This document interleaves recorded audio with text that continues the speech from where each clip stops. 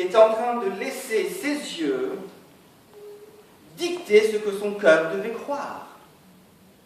Thomas est en train de laisser ses yeux déterminer ce que son cœur croit. Et j'aimerais te demander quelque chose. Qui dicte ce que ton cœur doit croire ou pas croire? Thomas a entendu le témoignage des apôtres. Jésus-Christ est vivant, Jésus-Christ est ressuscité. Thomas entend la parole de Dieu, mais Thomas ferme son cœur. Thomas dit non, je ne veux pas écouter et recevoir ce qui est surnaturel. Je veux voir quelque chose que je peux expliquer. Je veux voir de mes yeux. Et Thomas est en train de laisser ses yeux dicter ce que son cœur croit, ou pouvait croire, ou pas croire. Et Dieu dit, c'est une très mauvaise chose. Parce que si tu commences à laisser ce que tes yeux naturels te dicter ce que tu dois croire, tu vas t'enfermer dans une dimension qui ne dépasse pas le naturel. Or, mes œuvres sont surnaturelles. Et si tu vas accomplir mes œuvres, il faut quelque chose de plus grand que ce qui est naturel. Si tu vas accomplir mes œuvres, il va falloir dépasser ce qui est surnaturel. Alors ne laisse pas tes yeux, ne laisse pas les hommes dicter ce que ton cœur doit croire ou pas croire. Écoute ma parole et regarde et vois. Et c'est exactement ce que Jésus est en train de lui reprocher. Il est en train de lui reprocher de ne pas fermer les yeux de son cœur et de ne pas vouloir regarder le miracle qu'il est en train d'entendre. Jésus est ressuscité. Il accomplit toutes choses. Il entend ce témoignage, mais il ferme ses yeux et dit non. Je ne veux pas entendre ça. Je ne veux pas écouter ça. Je ne veux pas accepter ce surnaturel qui est capable de changer ma vie, qui est capable de transformer ma vie, qui est capable de bouleverser ma vie. Je ferme mes yeux et je refuse la vision. Ne laisse pas tes yeux dicter ce que ton cœur croit. Et à partir de ces écritures, nous pouvons aisément définir la vision comme étant la capacité de voir dans le surnaturel. Si la vue est la capacité de voir dans le naturel, la vision est la capacité de voir dans le surnaturel. La vue est la capacité de voir la lumière, de voir les mondes, de voir les gens, de voir ce qui nous entoure. La vision est la capacité de voir au-delà de ce monde. La vision, donc, est une capacité de voir plus loin et plus profondément. En résumé, la vision est une capacité, puisque cette vision vient de Dieu, la vision est une capacité de voir ce que Dieu voit. Dieu veut ouvrir les yeux de notre cœur pour que nous puissions voir plus loin et plus profondément, afin de nous amener plus loin et plus profondément dans sa présence. Dieu ne veut pas qu'on s'arrête à ce qu'on voit, ou à ce qu'on entend autour de nous. Dieu veut nous faire dépasser cela parce qu'il veut que notre foi grandisse, il veut nous emmener dans des dimensions que seule la foi pourra nous conduire.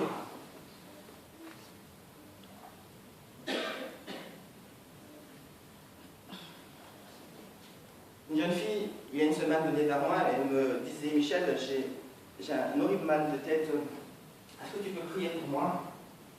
Cette jeune fille, lorsque je la regardais, elle était jeune, elle était fine, elle avait l'air d'être bien, elle était correcte,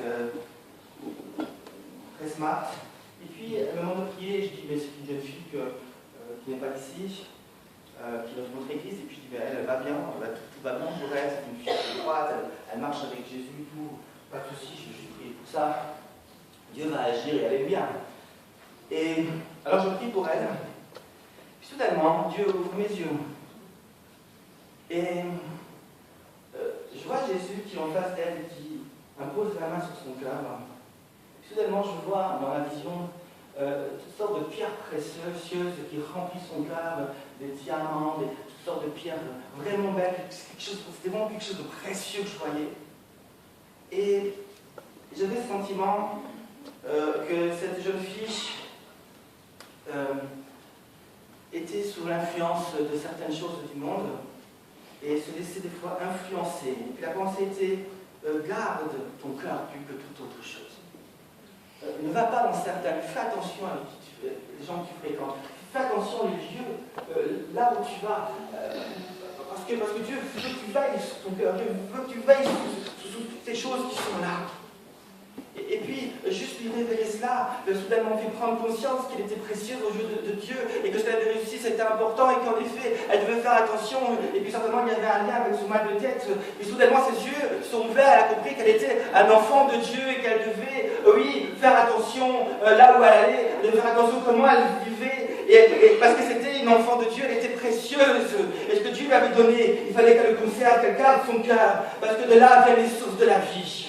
Il n'était pas question de polluer son cœur avec d'autres sources. Et Dieu ouvre les yeux, il nous permet de voir tel que lui il nous voit. Et Dieu aimerait ouvrir nos yeux encore ce matin pour qu'on puisse se voir tel que lui il nous voit. Et Dieu aimerait ouvrir nos yeux pour nous montrer exactement ce à quoi nous sommes appelés. Alors que nos yeux s'ouvrent, alors qu'il y a soudainement cette vision, cette révélation, il y a une foi qui vient dans notre cœur et qui nous aide à aller plus loin. Et cette vision est extrêmement importante parce qu'elle aura un quadruple effet dans ma vie. Premièrement, elle va m'arrêter et me remettre en question.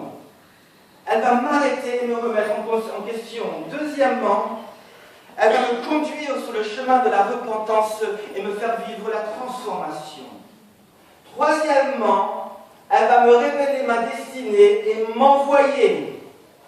Quatrièmement, elle va me fortifier et me conduire et amener dans mon cœur de la motivation. La révélation, la vision a un quadruple effet.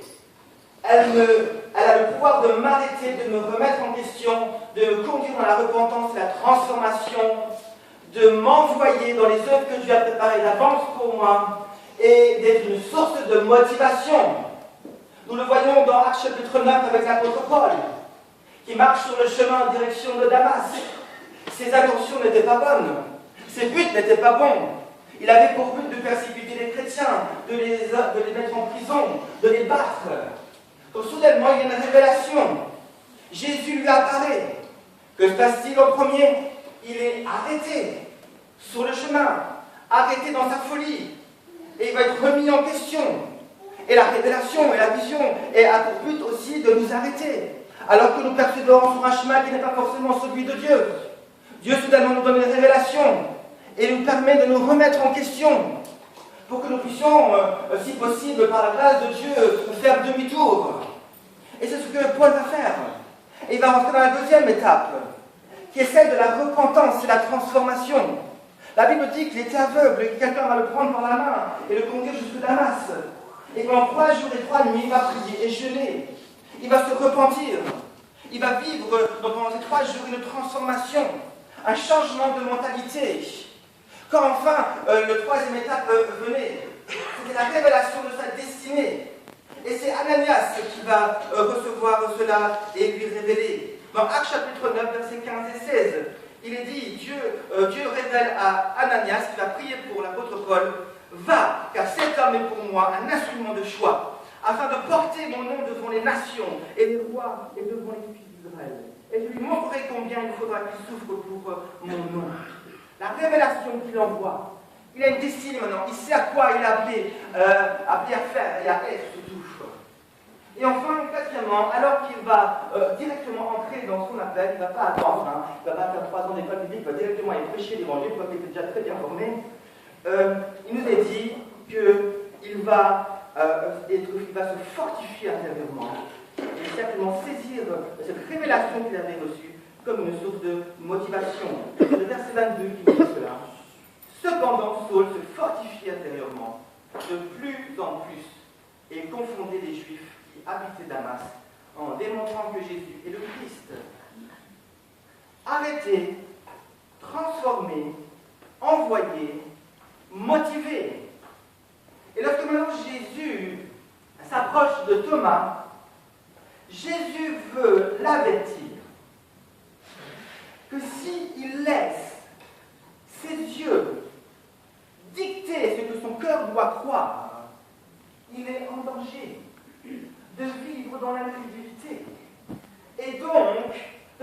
vivre l'effet de la révélation, s'il choisit de laisser ses yeux dicter ce que son cœur doit croire, il est en danger de ne plus être remis en question.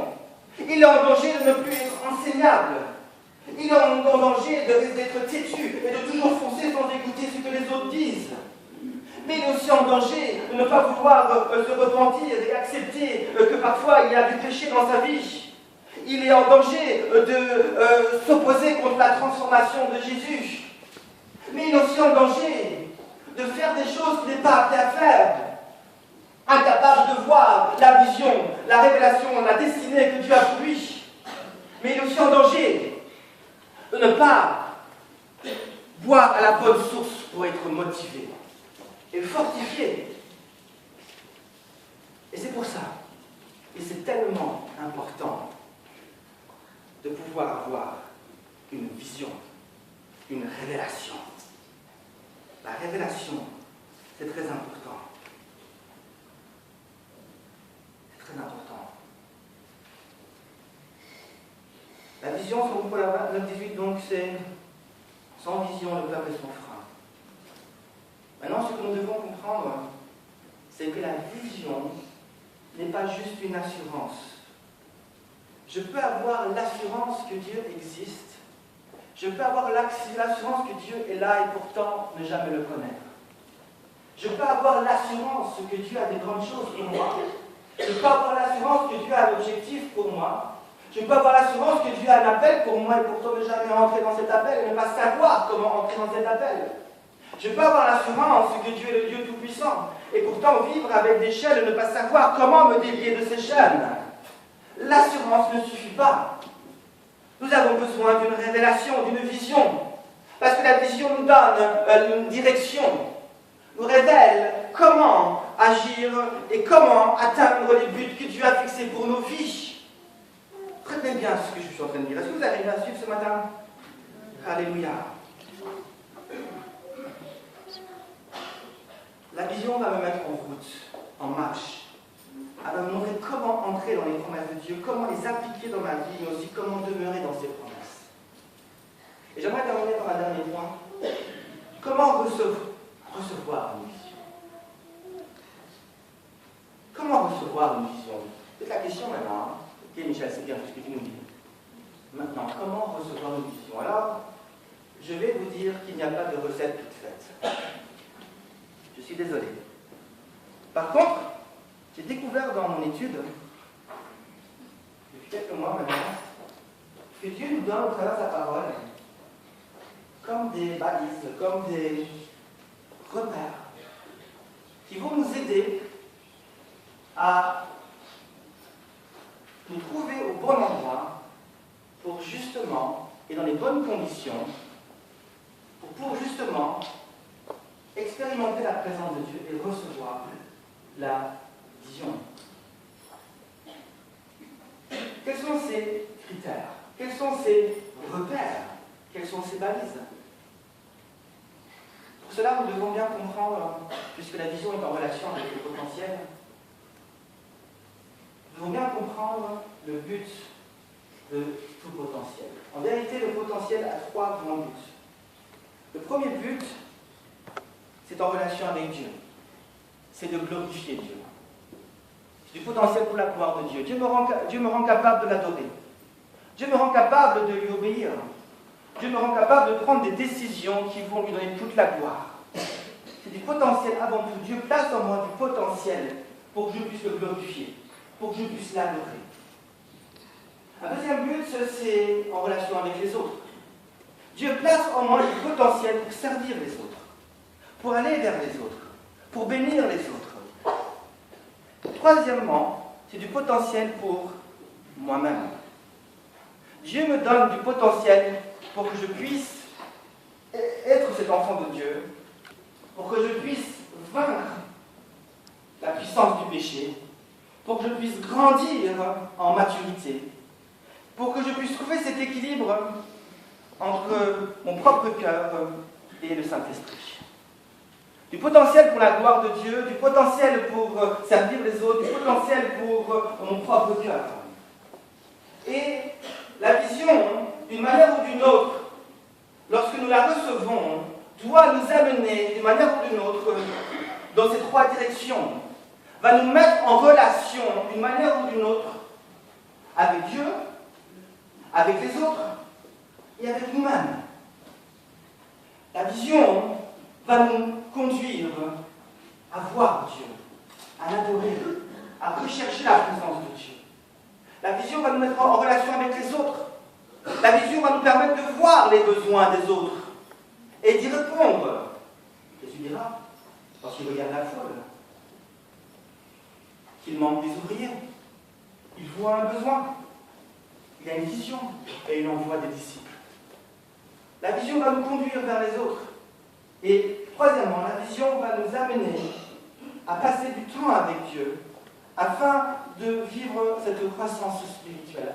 Elle va nous amener à prendre du temps dans la prière, prendre du temps dans la parole de Dieu. Et alors que je suis en équilibre avec ces trois choses, une adoration avec Dieu, mon service envers les autres, ce temps que je passe avec Jésus, dans l'étude de la parole, dans la prière, alors que mon cœur est complètement centré sur lui, mon cœur sera comme au centre d'un triangle, et Dieu va pouvoir me bénir et me donner sa révélation. J'ai expérimenté cela. Alors que vous recherchez Dieu de tout votre cœur, alors que vous lui soumettez votre cœur, alors que vous recherchez à servir les autres de tout votre cœur, et que vous vous consacrez aux autres, alors que vous prenez du temps dans sa présence et dans sa parole, et que vous en équilibre dans ces trois choses, et que vous recherchez, soudainement il y a une révélation qui vient.